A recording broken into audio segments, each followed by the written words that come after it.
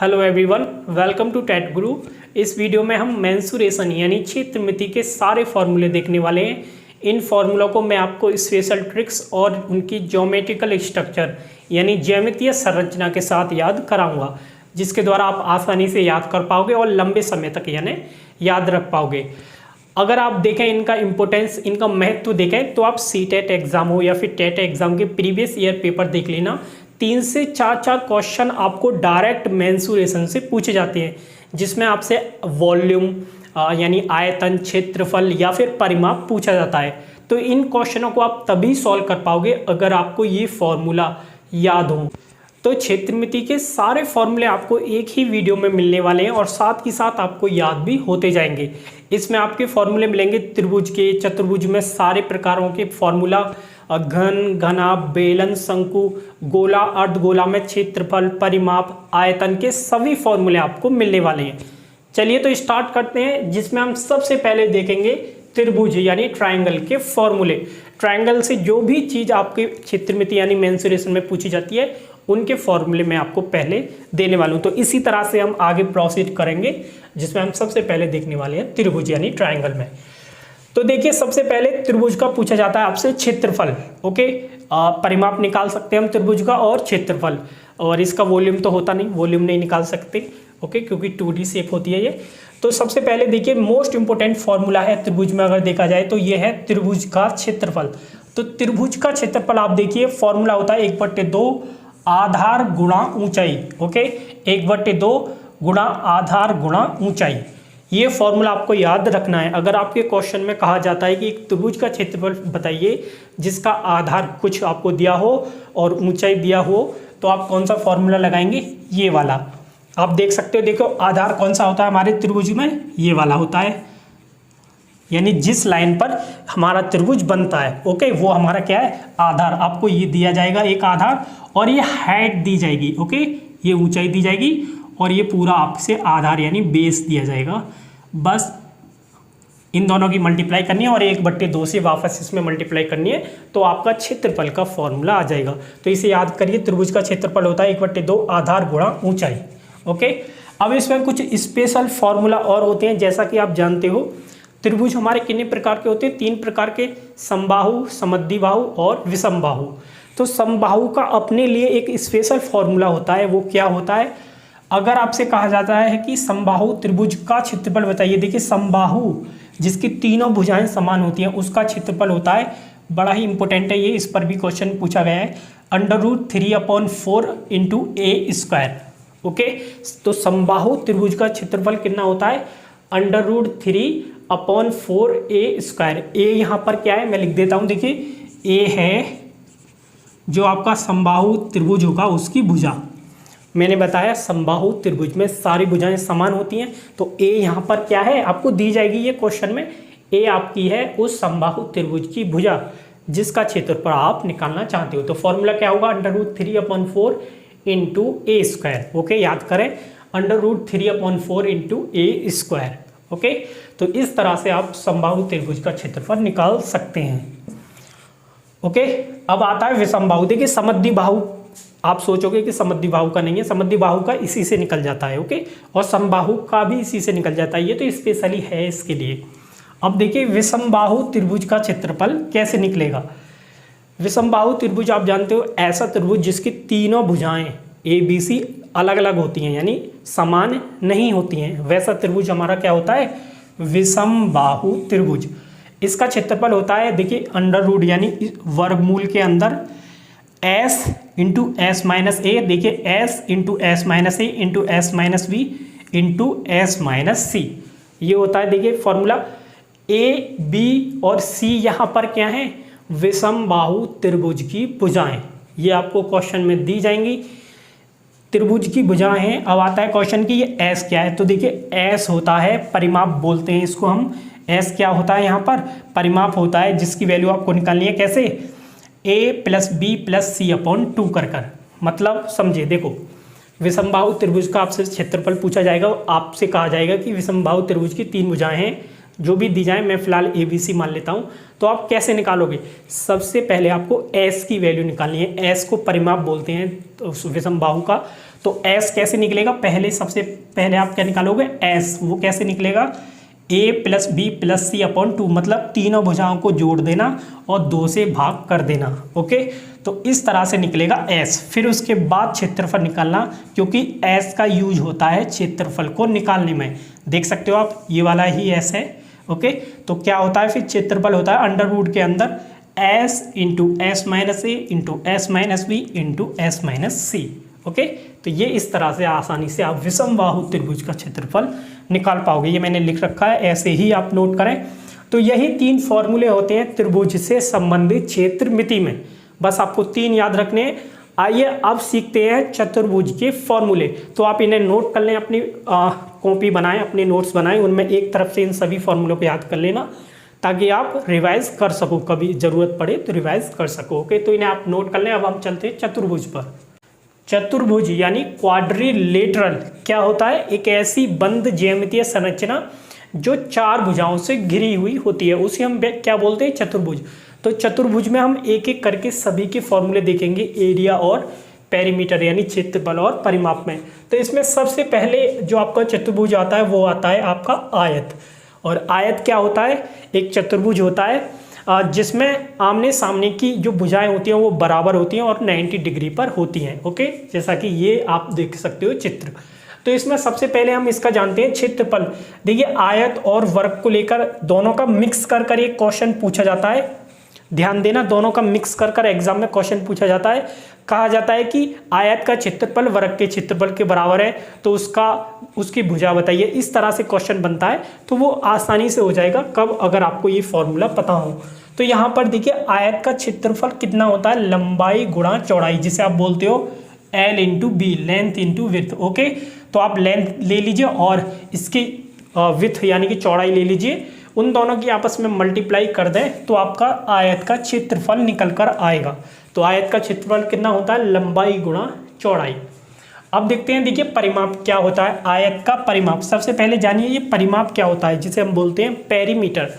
परिमाप होता है, देखिए ये आप आयत देख रहे हो, आयत का ये जो रेड हो रही है, ये बॉर्डर बना हुआ है, ये कितना है? ओके, ये जो रेड बॉर्डर बना हुआ है ये कितना है? इसी को बोलते हैं हम परिमाप। तो इसका परिमाप अगर आपको निकालना है तो वो कितना होता है? वो होता है 2 गुणा 2 × लंबाई प्लस चौड़ाई। ओके, 2 की मल्टीप्लाई करनी है किसमें? लंबाई प्लस चौड़ाई में। सही है, यहाँ पर देख लेना, 2 × L + B भी इसे बोलते हैं। तो ये होता है आयत का परिमाप। क्या होता है वो आपने जान लिया। देखिए, आयत के 2 ही फॉर्मूले होते हैं। अब आइए वर्ग पर। वर्ग क्या होता है? वर्ग भी एक चतुर्भुज होता है जिसकी चारों भुजाएं समान होती हैं और 90 डिग्री के कोण पर होती हैं, जैसा कि ये बना हुआ है। ओके, अब वर्ग का क्षेत्रफल कितना होता है? भुजा स्क्वायर यानी ए साइड का स्क्वायर। भुजा स्क्वायर मतलब देखिए चारों भुजाएं सेम है, तो ये भी ए ही होगी, ये भी ए, ये भी ए और ये भी ए। तो आप भुजा लीजिए और उसका स्क्वायर यानी उसका वर्ग कर दीजिए, वही आपके वर्ग का क्षेत्रफल हो जाएगा। तो वर्ग का क्षेत्रफल होता है भुजा स्क्वायर, भुजा की घात 2। ओके, आप देख सकते हो। वर्ग का परिमाप क्या होता है? वर्ग का परिमाप होता है 4 गुणा भुजा, 4 गुणा भुजा। ओके, बताया था मैंने परिमाप क्या होता है, ये जो रेड बना हुआ है। ओके, तो ये होता है परिमाप, पेरीमीटर। आप इसमें 4 से मल्टीप्लाई कर दीजिए और एक भुजा ले लीजिए, उसकी मल्टीप्लाई कर दें तो 4 × भुजा यानी कि 4 गुणा भुजा क्या होता है? वर्ग का परिमाप। तो ये आयत और वर्ग के फॉर्मूला हैं। अब आइए नेक्स्ट हम चतुर्भुज देखते हैं। चतुर्भुज में हमारे लास्ट चतुर्भुज बचते हैं समांतर, सम और समलंब चतुर्भुज। समांतर चतुर्भुज के लिए देखते हैं उसका क्षेत्रफल किस तरह से निकाला जाता है।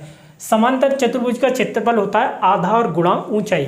अब पहले ये जानिए कि समांतर चतुर्भुज क्या होता है। समांतर चतुर्भुज वह चतुर्भुज होता है जिसकी आमने सामने की भुजाएं समान और समांतर होती हैं। ओके, लेकिन दूसरा ये है कि इसमें जो भुजाएं होती हैं वो परस्पर 90 डिग्री के कोण पर नहीं होती हैं। ओके, क्योंकि आयत में हमारी क्या होती है? 90 डिग्री पर होती हैं और आमने सामने की बराबर भी होती हैं। लेकिन इसमें आमने सामने की बराबर होंगी, आपस में समांतर भी होंगी, लेकिन 90 डिग्री पर नहीं होंगी। तो वैसा चतुर्भुज होगा हमारा समांतर चतुर्भुज, जिसका क्षेत्रफल होता है आधार गुणा ऊंचाई। देखिए ये एक समांतर चतुर्भुज है, मान लीजिए ABCD। ओके, तो देखिए ये इसका क्या हो गया, आधार, ये आपको दिया जाएगा आधार, और हाइट दी जाएगी ये ऊंचाई, जो समांतर चतुर्भुज में समांतर भुजाएं उनके बीच की दूरी। ओके, ये आपसे दी जाएगी, ये दो चीज दी जाएंगी, बस यहाँ पुट कर दीजिए, आपका आंसर आ जाएगा। देखिए परिमाप इसका फॉर्मूला नहीं होता है, वैसे परिमाप क्या होता है, देखिए परिमाप मैंने बताया था, ये जो रेड ये जो भुजाएं बनी हुई हैं, यानी अगर मैं मान लीजिए यहाँ से इसे कहीं से काट देता हूँ, तब फिर मैं इसे एक मोड़ता हूँ तार के रूप में, तार सा बन जाएंगे ना। आप सोचिए यहाँ से कहीं से भी मैं कट लगा दूँ, फिर उसे मोड़ दूँ ऐसे, तो ये एक तार सा बन जाएगा, तार लंबाई वाला। तो इसकी लंबाई कितनी होगी उसे निकाल दीजिए, वही इसका परिमाप हो जाएगा। तो अगर आपसे परिमाप पूछा जाता है तो वो फिर आपको इन भुजाओं को देगा, बस भुजाओं को आपस में जोड़ देना, तो ये पूरी लेंथ निकल जाएगी। देखिए समझिए, मैं अगर आपसे पूछता हूँ कि ये जो रेड हो रहा है इसकी लेंथ कितनी है, तो आप कब बता पाओगे, अगर मैं ये भुजा दे दूँ, ये भुजा दे दूँ, ये दे दूँ और ये दे दूँ, इन सभी को ऐड कर दीजिए, वही आपका परिमाप होता है। ओके, अगर पूछा है, वैसे इसका नहीं पूछा जाता, केवल समांतर चतुर्भुज में क्षेत्रफल पूछा जाता है। अब दूसरा देखिए इंपोर्टेंट, सम चतुर्भुज का क्षेत्रफल होता है 1/2 विकिरणों का गुणनफल। अब पहले ये जानिए सम चतुर्भुज क्या होता है। देखिए ऐसा चतुर्भुज जिसकी चारों भुजाएं समान हों, लेकिन वे परस्पर 90 डिग्री के कोण पर नहीं होंगी। आप देख सकते हो ये चारों भुजाएं समान होंगी, लेकिन ये आपस में 90 डिग्री का कोण नहीं बनाती हैं, तो ऐसे चतुर्भुज को हम बोलते हैं सम चतुर्भुज। तो सम चतुर्भुज का क्षेत्रफल कितना होता है, वो होता है 1/2 इंटू विकिरणों का गुणनफल। विकिरण क्या होते हैं, देखो ये विकिरण हो गए, इनकी जो लेंथ होगी उसे ले लीजिए और दोनों की आपस में मल्टीप्लाई कर दीजिए, इस विकिरण की भी, इस विकिरण की, और 1/2 से कर दीजिए, तो वही क्षेत्रफल बन जाएगा। तो आपको विकिरण दिए जाएंगे सम चतुर्भुज के और पूछा जाएगा कि इसका क्षेत्रफल बताइए। तो कैसे बताओगे आप, 1/2 गुणा विकिरणों का गुणनफल। ओके, तो ये होता है हमारा सम चतुर्भुज। अब देखिए लास्ट बड़ा ही इंपॉर्टेंट है ये, इस पर क्वेश्चन आप देख लेना, प्रीवियस ईयर में बहुत ज़्यादा पूछे जाते हैं। समलंब का क्षेत्रफल, समलंब चतुर्भुज। देखिए समलंब चतुर्भुज होता है वह चतुर्भुज होता है जिसमें कोई दो भुजाएं तो परस्पर समांतर हों और दो भुजाएं असमांतर हों। जैसा कि आप देख सकते हो, देखो ये वाली साइड और ये वाली साइड आपस में देखिए समांतर है। ये समांतर का मतलब अगर वो आगे तक कहीं तक बढ़ा लीजिए वो आपस में कट नहीं करेंगे। और देखिए ये दोनों असमांतर हैं, अगर आप इसको आगे बढ़ा दें और इसको आगे बढ़ाते जाएं तो ये आपस में कहीं ना कहीं जाकर कट कर लेंगे, तो ये असमांतर भुजाएं। तो कोई दो भुजाएं समांतर होनी चाहिए और बाकी की दो असमांतर, तो वैसा चतुर्भुज होता है आपका समलंब। और इसका क्षेत्रफल होता है 1/2 गुणा समांतर भुजाओं का योग गुणा ऊंचाई। ध्यान देना, 1/2 समांतर भुजाओं का योग। देखिए दो भुजाएं मैंने कहा है ना परस्पर समांतर होती हैं, तो उन दोनों भुजाओं का योग कर देना गुणा ऊंचाई और गुणा 1/2, तो ये होता है क्षेत्रफल, यानी 1/2 A + B गुणा हाइट। तो देखिए इस फॉर्मूले को मैं आपको इस चित्र से समझाता हूँ। ये आपका एक समलंब चतुर्भुज है। मान लीजिए इसमें जो भुजाएं हैं हमारी, ये A है और ये B है, और ये जो होगी देखिए ये जो मैंने परपेंडिकुलर लंब डाल रखा है ये है आपकी हाइट H। तो देखिए इन दोनों भुजाओं का योग यानी A + B, समांतर भुजाओं का योग यानी A + B। समांतर भुजाएं हमारी कौन सी, ये वाली और ये वाली, जिनकी लेंथ A है और B। तो A + B इंटू इन दोनों के आपस में परपेंडिकुलर यानी ऊंचाई ये जो है H इंटू H। ओके, तो ये फॉर्मूला बनता है। ध्यान देना, बड़ा ही इंपॉर्टेंट फॉर्मूला, आप देख लेना प्रीवियस ईयर में क्वेश्चन पूछे गए इस पर, तो इन्हें आप याद करें। और ये हमारे चतुर्भुज यहाँ पर फिनिश हो जाते हैं। और अब हम आगे नए फॉर्मूले देखते हैं क्षेत्रमिति में। अब हम देखेंगे मेंसुरेशन में 3 डायमेंशन ज्योमेट्री यानी त्रिविमीय संरचनाएं जो होती हैं उनसे संबंधित फॉर्मूला। तो सबसे पहले हम देखेंगे घनाभ। ओके, देखिए त्रिविमीय संरचनाएं क्या होती है, वे संरचनाएं जिनमें लंबाई, चौड़ाई और ऊंचाई होती है, यानी जिनका हम आयतन वॉल्यूम निकाल सकते हैं। तो सबसे पहले हम देखेंगे घनाभ। घनाभ का आयतन कितना होता है, देखिए घनाभ का आयतन होता है लंबाई गुणा चौड़ाई गुणा ऊंचाई। लंबाई को शॉर्ट फॉर्म में L से, चौड़ाई को B से और ऊंचाई को H से। तो आपने ये भी फॉर्मूला देखा होगा, L × B × H। Okay, length width and height. तो घनाभ का आयतन कितना होता है, लंबाई गुणा चौड़ाई गुणा ऊंचाई, ये इसका आयतन होता है। दूसरा इसमें फॉर्मूला होता है घनाभ का संपूर्ण पृष्ठ। संपूर्ण पृष्ठ, ध्यान देना, घनाभ का संपूर्ण पृष्ठ कितना होगा, वो होगा 2 गुणा लंबाई गुणा चौड़ाई प्लस चौड़ाई गुणा ऊंचाई प्लस ऊंचाई गुणा लंबाई। ओके, ध्यान देना मैंने शॉर्ट में लिख दिया है 2 गुणा L into B plus B into H plus H into L. L B और एच का मतलब देखिए मैंने ये लिख रखा है ऊपर, आप यहाँ पर देख सकते हैं। इस तरह से याद कर लेना, ये सिंपल पड़ेगा। ओके, तो ये संपूर्ण पृष्ठ हो गया। बस 2 ही फॉर्मूले होते हैं घनाभ के। अब देखते हैं घन। देखिए घनाभ में अगर आप तीनों लंबाई, चौड़ाई और ऊंचाई समान ले लेते हैं तो वही घनाभ क्या बन जाता है, घन बन जाता है। क्यूब जिसे बोलते हैं, इसको बोलते हैं हम क्यूबिक इंग्लिश में, और घन को बोलते हैं हम क्यूब। ओके, तो घन का आयतन देखिए कितना हो जाएगा, मैंने क्या बताया, घनाभ में लंबाई, चौड़ाई और ऊंचाई समान ले लीजिए, वही आपका घन बन जाएगा। तो आप देखिए जब घनाभ का आयतन लंबाई गुणा चौड़ाई गुणा ऊंचाई है तो घन का क्या होगा, तीनों चीज एक जैसी हो जाएंगी, तो आप कह सकते हो भुजा की घात 3 हो जाएगा। ओके, जब देखिए लंबाई ये तीनों एक जैसी होंगी तो जो आएगी, जो लेंथ यानी जो भुजा होगी उसकी पावर 3 हो जाएगी ना, तो भुजा की घात 3, जिसे आपने पढ़ा होगा a की पावर 3। ओके, घन का आयतन, घन का संपूर्ण पृष्ठ होता है 6 गुणा भुजा की घात 2। ये इसी से बना है। आप इसमें l बराबर, ये तीनों एक जैसी ले लीजिए, l यानी l बराबर b ले लीजिए, b बराबर h, क्योंकि तीनों एक जैसी होती हैं घन में। तो आप जब इसमें पुट करेंगे तो ये फॉर्मूले इसी से बने हुए हैं। ये वाला इसी से बनता है और ये वाला इसी से बनता है, जब आप l बराबर b बराबर h तीनों एक जैसे ले लेते हो। ओके, तो संपूर्ण पृष्ठ कितना होगा, 6 गुणा भुजा की घात 2, याद रख लेना। ओके, बस इसके याद हो तब भी आप इसके बना लेंगे। अब देखिए नेक्स्ट जो 3 डायमेंशन ज्योमेट्री है उसमें है गोला। गोले का आयतन, गोला क्या होता है, ठोस, इसका वॉल्यूम निकाल सकते हैं हम, तो वो होता है 4/3 पाई r की घात 3। r यहाँ पर क्या है, उसकी त्रिज्या दी जाएगी आपको क्वेश्चन में, कि गोला है उसकी त्रिज्या जितनी भी दी जाए, मैंने r मान ली है। तो यहाँ पर गोले का आयतन कितना बनेगा, वो बनेगा 4/3 पाई r की घात 3। ये हो गया आयतन। गोले का पृष्ठीय क्षेत्रफल, देखिए पृष्ठीय क्षेत्रफल मतलब उसके जो पृष्ठ पर हम कितना अगर पेंट करें या कुछ भी कपड़ा लपेटें या कुछ भी करें तो वो कितना होगा, यानी वही उसका पृष्ठ कहलाएगा। तो इसका पृष्ठीय क्षेत्रफल होता है 4 पाई r स्क्वायर, 4 पाई r स्क्वायर। ओके, गोले का पृष्ठीय क्षेत्रफल होता है 4 पाई r स्क्वायर। अब देखते हैं अर्धगोला। अर्धगोले में कुछ नहीं है, आधा करना है। अर्धगोला अगर कहा जाता है उसका आयतन होता है 4/3 पाई r की घात 3, बस इसका आधा होता है। ओके, इसी तरह से अर्धगोले का पृष्ठीय क्षेत्रफल क्या हुआ, 2 पाई r स्क्वायर, क्योंकि गोले का क्या होता है 4 पाई, तो इसका आधा अर्धगोले का कितना हो जाएगा, 2 पाई r स्क्वायर। तो ये दो फॉर्मूले इसके हो गए गोले और अर्धगोले में। बस यहाँ पर ये वाला तो टॉपिक हमारा फिनिश हो जाता है। अब हमारे रह जाते हैं मोस्ट इम्पोर्टेंट बेलन और शंकु। तो आइए बेलन और शंकु को देखते हैं। आप अगर इसका स्क्रीनशॉट लेना चाहें तो ले सकते हैं या फिर नोट कर सकते हैं। क्षेत्रमिति में अब हम बेलन के सूत्रों को देखते हैं, फिर उसके बाद हम शंकु के देखेंगे। तो आप जैसा कि देख सकते हो, बेलन मतलब सिलेंडर, जिसे हम बोलते हैं इंग्लिश में सिलेंडर। देखिए ये बना हुआ है बेलन। तो बेलन ये जो बना हुआ है इसका आयतन कितना होता है, देखिए बेलन का आयतन होता है पाई r स्क्वायर h। ओके, तो बेलन का आयतन कितना होता है, पाई r स्क्वायर h। पाई आप जानते हो, पाई की वैल्यू कितनी होती है, 22/7 आपको लेनी होती है।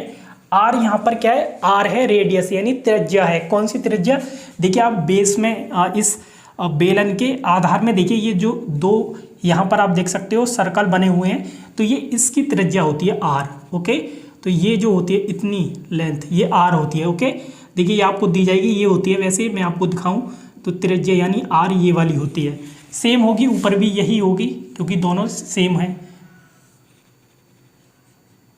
तो ये इस तरह से होती है, दोनों जो सर्कल बने हुए हैं ये सेम होते हैं। आप देख सकते हो वैसे भी चित्र में, तो r तो हो गई ये, और h क्या होती है, ये हाइट होती है। आप देख सकते हो ये जो हाइट है इतनी बेलन की, ये क्या होती है, h की वैल्यू। तो आपसे r दिया जाएगा, h दिया जाएगा, बस यहाँ पर पुटनी है, तीनों वैल्यू पुट करनी है और आपका बेलन का आयतन आ जाएगा। अब देखते हैं बेलन का वक्र पृष्ठ क्या होता है।